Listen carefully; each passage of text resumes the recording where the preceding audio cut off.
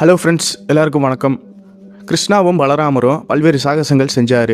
தர்மத்தை நிலைநாட்டுவதற்காகவே பல்வேறு செயல்களை செஞ்சு கிருஷ்ணன் பாண்டவர்களுக்கு உதவி செஞ்சு அவர்களை காப்பாற்றினார் அப்படிங்கிற கதை எல்லாம் உங்களுக்கு தெரியும். ஆனால் கிருஷ்ணனோட இளமை காலத்தில் அவர் எப்படி இருந்தார், எந்த மாதிரி சூழ்நிலையில் இருந்தார், எந்த மாதிரி சவால்களை சந்தித்தார் அப்படிங்கிற விஷயம் உங்களுக்கு தெரியுமா? அது மட்டும் இல்லாமல் விருந்தாவனத்துலேயும் சரி கோகுலத்துலேயும் சரி அவர் பல்வேறு லீலைகளை செய்தார். அந்த லீலைகளை அனைவராலும் ரசிக்கப்படியும் இருந்தது. சில அதை பார்த்து சந்தோஷமும் பட்டாங்க, சில பேர் அதை பார்த்து கோபமும் பட்டாங்க. ஆனால் அவர் தாய்மாமனான கம்சனால் இவர் கொல்லப்பட இருந்தது. அப்படிப்பட்ட இந்த கிருஷ்ணனை பல்வேறு அரக்கர்கள் துன்புறுத்திக்கிட்டு வந்தாங்க. அந்த வரிசையில் ஒரு அரக்கன் இவரை வலுக்கட்டாயமாக வம்பிழுத்து அவரோட கிருஷ்ணன் போர் செஞ்சு இந்த அரக்கனை அவர் எப்படி வின் பண்ணார், அந்த அரக்கனுக்கும் இவருக்கும் என்ன சம்மந்தம் அப்படிங்கிற ஃபுல் டீட்டெயில்ஸை நம்ம இந்த பதிவில் விரிவாக பார்ப்போம். நண்பர்களே, வாங்க. வாழ்க வளமுடன். அனைவருக்கும் தமிழ் வணக்கம். ட்விங் டிராகன் யூடியூப் சேனல் வாயிலாக உங்கள் அனைவரையும் சந்திப்பதில் மிக்க மகிழ்ச்சி. நம்ம இந்த வீடியோவில் கிருஷ்ணனுக்கும் அவர் இளமை காலத்தில் சந்தித்த ஒரு கொடூரமான அரக்கருக்கும் நடந்த ஒரு போர், ஒரு யுத்தம்னே வச்சுக்கலாம். அந்த யுத்தத்தில் கிருஷ்ணன் அவரை எப்படி வின் பண்ணார், பலராமர் துணையோட கிருஷ்ணன் அந்த அரக்கனை எப்படி கொன்னார் அப்படிங்கிற ஃபுல் டீட்டெயில்ஸை நம்ம இந்த வீடியோவில் பார்ப்போம். நண்பர்களே, வாங்க. நீங்கள் இப்போ தான் இந்த சேனலை பார்க்குறீங்களா, தயவு செஞ்சு சப்ஸ்கிரைப் செய்யுங்க, கூட இருக்கிற பெல் பட்டனை ப்ரெஸ் செய்யுங்க. அப்போ தான் நான் வெளியிடுற அனைத்து வீடியோவும் உங்களுக்கு உடனேயாக நோட்டிஃபிகேஷன்லாம் சேரும். வாங்க வீடியோக்குள்ளே போகலாம். இந்த கதை எப்படி ஆரம்பிக்குது அப்படின்னு பார்த்தோம்னா, கிருஷ்ணரும் பலராமரும் இளமை பருவத்தில் விளையாடி கொண்டு இருக்காங்க அவங்களோட நண்பர்களோட.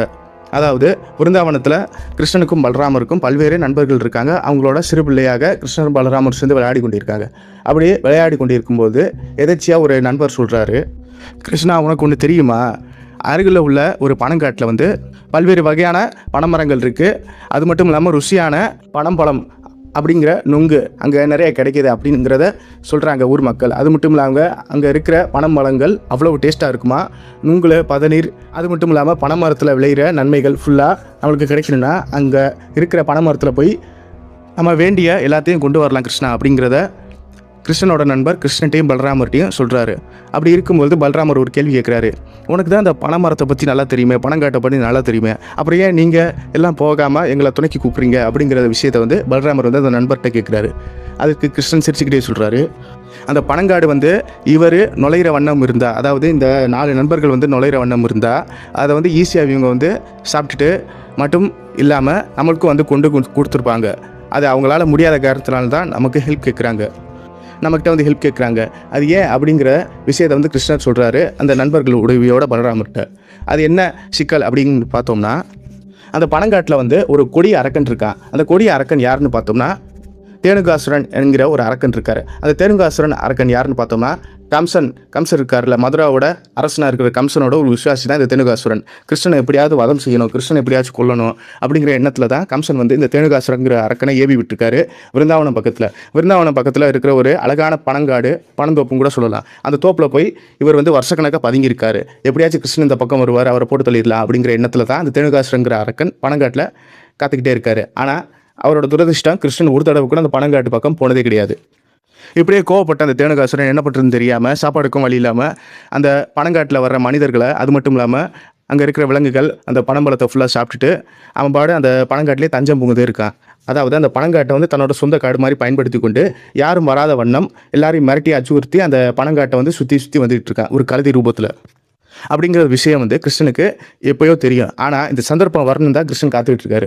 ஓகே அப்படின்னு சொல்லி அந்த பனங்காட்டுக்குள்ளே போகலாம் அப்படின்னு சொல்லி கிருஷ்ணன் அவரோட நண்பர்கள் எல்லாரும் சேர்ந்து போகிறாங்க. அப்புறம் பலராமர் தடுக்கிறாரு. கிருஷ்ணா, அங்கே ஆபத்து இருக்குது, ஒரு கழுதை ரூபத்தில் இருக்கிற ஒரு அரக்கன் இருக்கான், அது மட்டும் இல்லாமல் ஒரு பெரிய கம்சனோட விசுவாசின்னு சொல்லி கேள்விப்பட்டிருக்கேன். அப்படி இருக்கும்போது நம்ம போனால், அதேமாரி அங்கே போனால் மறுபடியும் பிரச்சனை தான் வரும், நம்மளை ஊர் மக்கள் சேர்ந்து எல்லோரும் திட்ட தான் செய்வாங்க, அதனால் நம்ம அந்த சைடு போக வேணாம் அப்படின்னு சொல்லி பலராமர் எவ்வளவோ சொல்கிறாரு.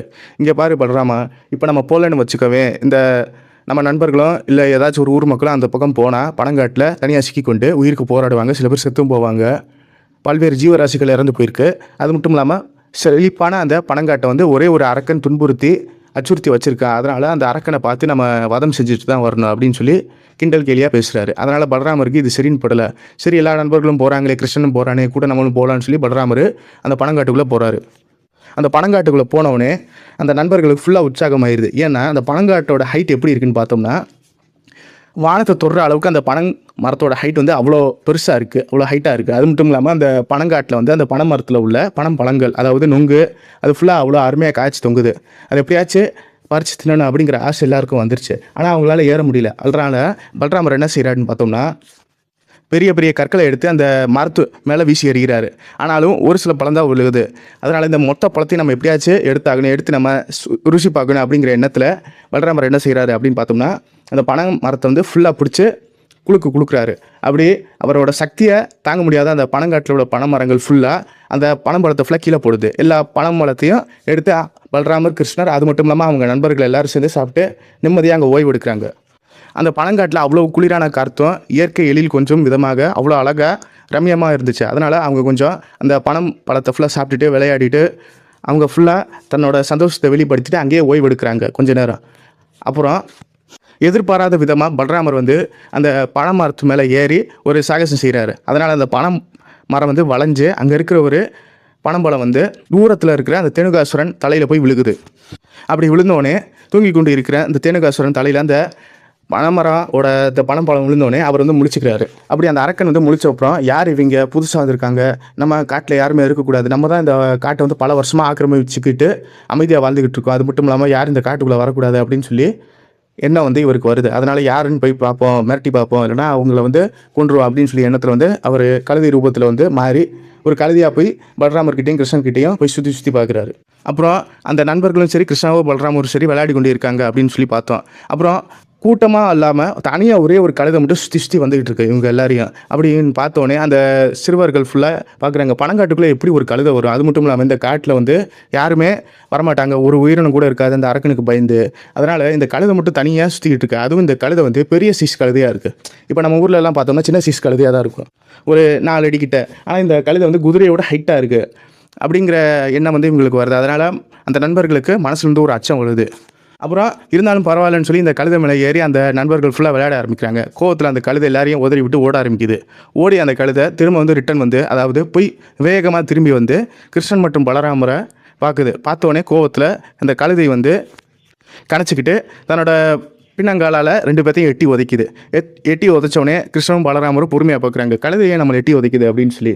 அப்புறம் கோவத்தில் பலராமர் வந்து அந்த கழுதையோட வாழை பிடிச்சி ஃபுல்லாக சுற்றி கீழே போட்டு அடிக்கிறாரு. அப்புறம் தான் இவங்களுக்கு தெரிய வருது, வந்திருக்கிறது கழுதை கிடையாது, கழுதை ரூபத்தில் உள்ள ஒரு அரக்கன், அதாவது தேனுகாசுரன் அப்படிங்கிற விஷயத்தை வந்து பலராமர் கண்டுபிடிக்கிறாரு. இந்த வாட்டி கிருஷ்ணன் வந்து போர் செய்யலை, அவங்க நண்பர்களும் ஒன்றும் பண்ணலை, அமைதியாக இருந்தார்.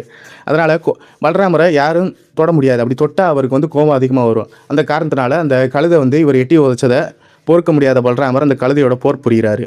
திடீர்னு அந்த கழுதையாக இருக்கிற அந்த தேனுகாசுரன் வந்து கழுதை ரூபத்தில் ஒரு மனிதனாக மாதிரி, அதாவது கழுதையும் மனிதனும் சேர்ந்த ஒரு உருவமாக, கோர உருவமாக வந்து பலராமரோட போர் செய்கிறாரு. பக்கத்தில் இருக்க பனைமரத்தை ஃபுல்லாக பிடுங்கி பலராமரை தாக்குறாரு. அது மட்டும் இல்லாமல் பலராமரும் தன் கையில் உள்ள அந்த பனம்பழத்தை எடுத்து ஃபுல்லாக அடிக்கிறாங்க. இப்படியே போர் மாறி மாறி போயிட்டுருக்கு. செடி கொடி மரம் மட்டை ஃபுல்லாக எடுத்து அடிச்சுக்கிறாங்க 2 பேரும். ஆனாலும் அந்த போர் வந்து முடிக்க வர மாதிரியே தெரியல. இருந்தாலும் பலராமர் கோவப்பட்டு, என்னை எப்படி எட்டி உதைச்சா அதே மாதிரி ஒரு உதையில் உன்னை காலி பண்ணுறேன் அப்படின்னு சொல்லி எட்டி உதைச்சார். ஆனாலும் அந்த அரக்கன் வந்து சகலை. இருந்தாலும் அந்த தேனுகாசுரனோட காலை பிடிச்சி 4 தடவை சுற்றி தரையில் போட்டு 2 அடி அடித்து அவரை வந்து வதம் செய்கிறாரு. தன்னோட கையாலேயே அந்த கழுதையோட கழுத்திலே குத்தி வதம் பண்ணிடுறாரு. இன்னையிலேருந்து அந்த பனங்காட்டுக்கு ஒரு விடிவு காலம் பிறந்துச்சு அப்படின்னு சொல்லி அவங்க நண்பர்களும் கிருஷ்ணனும் சந்தோஷப்படுறாங்க. ஊர் மக்களும் அந்த பனங்காட்டை வந்து யூஸ் பண்ணுறாங்க. இதுதான் பனங்காட்டை நடந்த சண்டை. கிருஷ்ணனுக்கும் அந்த தேனுகாசுரங்கிற அரக்கனுக்கும் நடந்த ஒரு போர் ஆகும். இந்த போரில் வந்து அந்த அரக்கனை வந்து வதம் செஞ்சார் பலராமர். நன்றி, வணக்கம். ஓம் நம சிவாயா.